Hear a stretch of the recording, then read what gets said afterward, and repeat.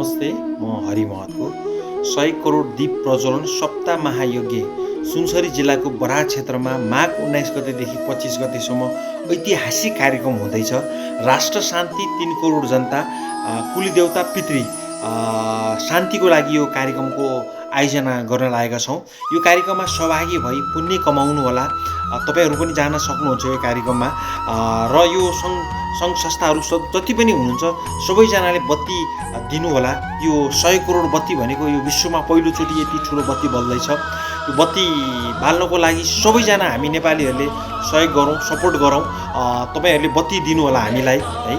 जस्तै क्लबबाट पनि बत्ती कलेक्सन गर्न सकिन्छ। क्लब, ज्येष्ठ नागरिक भवन, महिला समूह, टोल सुधार समिति, तपाईको धार्मिक सङ्घ संस्थाहरू, नेवारी गुठी, गुरुङ गुठी, तामाङ समूह हैन, माताहरूको आश्रमबाट, गुठीहरूको आश्रमबाट र अर्को खैजडी समूहहरू, भजन समूह, पञ्चे बाजा समूह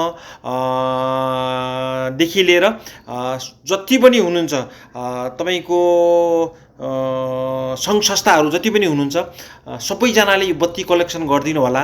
तपाईहरूले बत्ती कलेक्सन गरिदिनु भयो भने हामी लगेर बालिदिनेछौँ।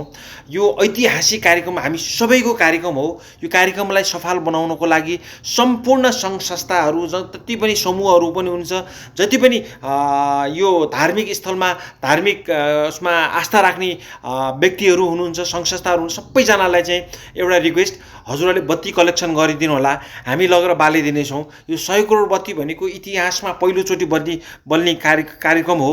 फाउन्डेसन नेपालहरू हैन, जति पनि जोडिएका छन्, नेपालमा जति पनि सङ्घ संस्थाहरू जोडिएका छन्, सबैजनालाई आग्रह मेरो, यो ऐतिहासिक कार्यक्रम सहभागी भइदिनुहोस्। यो 100 करोड बत्तीमा तपाईँ हामी सबैजना मिलेर यो कार्यक्रमलाई सक्सेस गर्नु छ। यो 100 करोड बत्तीको सङ्कल्पकर्ता सबैजना हौँ। राष्ट्रको लागि भनेर यो बत्ती बाल्न लागेको छौँ।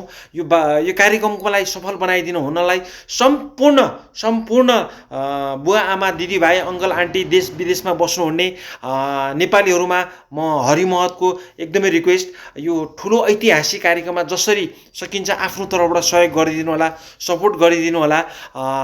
हेर्नुहोस्, खानी भातै हो, जानी घाटै हो, सुत्ने खाटै हो। देश रहे हामी रहन्छौँ, देश रहेन भने हामी कहाँ रहन्छौँ र है।